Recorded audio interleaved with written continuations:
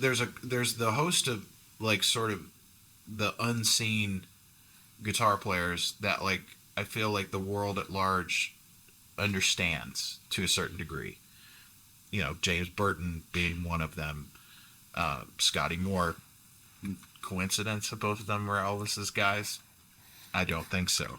Chuck Berry, even though he was this rock star as a guitar player, it's like the world understands, you know, his place in it, right? There's all of these important guitarists that shaped this entire last 100 years that people don't know about. And really, when you start distilling down the important guitar, and this goes for every instrument, as you know, and writers, arrangers, engineers, you know, all these people that have shaped culture, really, at the end of it. And when it comes to the guitar players, you know, I view Tommy Tedesco from the Wrecking Crew as absolutely one of them. I view Clarence White, you know, and his time with the Byrds and as a session musician as definitely one of them. Cornell Dupree.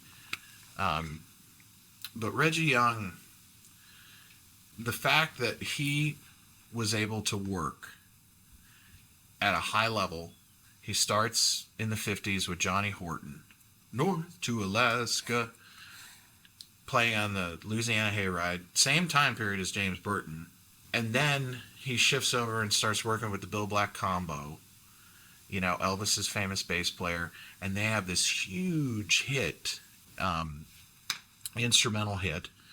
And then he tours with the Beatles because the Beatles want the Bill Black Combo. Actually, going back to my Paul McCartney story, he was talking about Hamburg, and I was brought into the conversation by David Kahn, telling him about my time playing at Roberts. And somehow or another, it got on the ironic sort of anecdote of like having to play in front of somebody of note as I'm standing there hanging out with Paul McCartney. And I said, well, you know, because people would come in Roberts every night, like heavy people, like that's where I met T-Bone Burnett. That's where I met Smokey Harmel and Nora Jones. That's where, you know, Dan from the Black Keys. That's where I met all these people. And it happened every night. And so James Burton, Paul Lime brought James Burton in one night. But Reggie used to come in. He came in many times. I mean, at least 4 or 5, which is enough to be like, that was a lot, to my recollection. And sat right down front, right next to the ATM with his beautiful wife, Jenny, and who I never really got to know because I would just immediately start talking to Reggie, like on a break. But I was relaying to Paul how it made me so nervous to have to play in front of Reggie Young. And then I started ignorantly telling Paul who Reggie Young was. And Paul's eyes just kind of got a twinkle in them, and he went, I know Reggie. And I went, you dumb. Of course he knows Reggie. You spent a whole spring touring with him.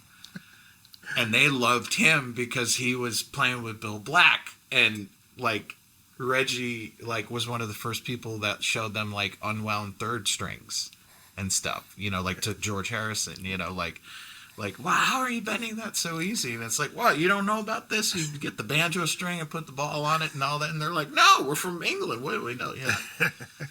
So anyway, that's how I met Reggie, is him coming to see us play. And getting back to the importance thing, though, it's like he tours with the Beatles. Then Chips Moman, the great Chips Moman, producer, writer, and amazing guitar player, who... It took Reggie Young, because I always wondered who was playing on Respect, who played the because I'm like, that doesn't sound like Jimmy Johnson to me. Like, Jimmy's probably going quarter notes, right? Yeah. And I always wondered, like, is that Bobby Womack? Is that Joe South? Is it Reggie? You know, and Reggie was like, that's Chips. And I went, really? And he was like, absolutely. He's like, Chips was a bad motherfucker, you know, and... So, you know, from the horse's mouth. But anyway, so then Chip Smallman starts American Studios, and who's his guitar player? Reggie Young.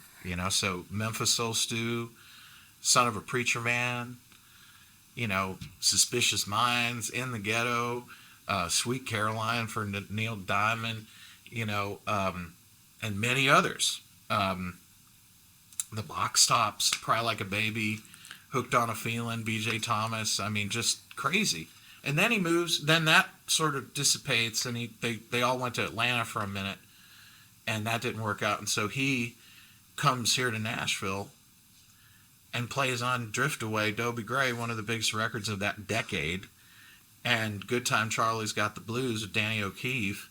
And now he starts playing on Merle Haggard records and plays on this blues R&B genius. Now is going to play on Just Stay Here and Drink, and play on That's the Way Love Goes, and some of the most iconic records Hag ever made. And then you go into the 80s, and he starts playing on George Strait records, the Fireman and stuff. And what? And then you go into the 90s, and he's playing on records for Reba McEntire, playing on Little Rock, and all this stuff.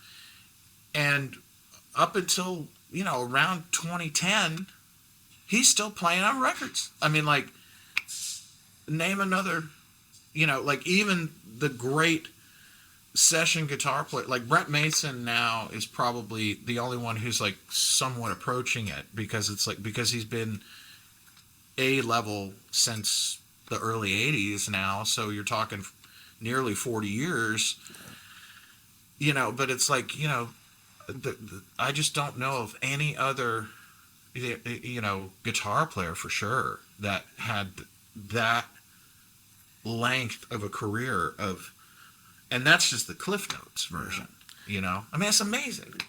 The players from that generation were usually pretty protective of their gigs and weren't very helpful, but I've heard the opposite about Reggie. Dude, Reggie I never got to work with him, which is a great, regret of mine that I never got to be under headphones with him. So to give an example, like the first 5 or so years that I lived in Nashville, post working with Don Kelly and starting to play on sessions, was all the work I was doing then was commercial country sessions, and that became where I was doing it almost every day. And then I quit to go make records, and I slowly started playing on people's records again in around 2017, 2018, and that has led to where I'm at now, where I'm working all the time again, almost as much, if not more, than I do on my own. But it has nothing to do with commercial country, with what I do now. But in those days when I was working in the traditional country world, or traditional country, the commercial country world, I should say. Let's not get things mixed up here. The amount of sort of disdain from certain players that were older than I was, of because you're here, my buddy of 20 years isn't in that chair, was real heavy, a lot.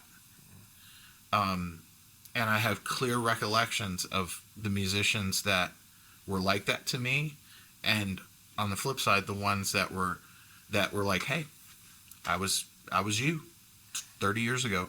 I get it. Let's go to lunch, kid. And Reggie had such a overwhelming reputation for being the guy who was going to just be like, hey, Brent Mason has told me stories of hey, man, why don't you take it, man. I'll just play rhythm, setting up somebody to win rather than let me put this youngin' in their place, or let me put this person in their place. And I'm sure that had everything to do with it. He had nothing to prove. He had, I don't think it was part of his personality, and I don't think that it was, there's probably nothing he ever really thought about. It was just who he was, And there's another really famous guitar player that was like a sort of a not a rival, but like they kind of, and it's really funny because this other guy, like, is the type of guy who will wear his own T-shirt, so to speak. Okay, that kind of guy. And like Reggie, you know, the times where he would come in and hang out at Robert's, he was almost amazed that anyone, let alone me, even knew who he was. Like, it's just complete, you know, that I experienced firsthand and can attest to. That, like, he was amazed that anybody would even know who he was. He just put his head down and let his work speak for itself. And that's, to this day, like, you know, the kind of musician I want to be. He was the best, man. He was the best. And I don't think that there's another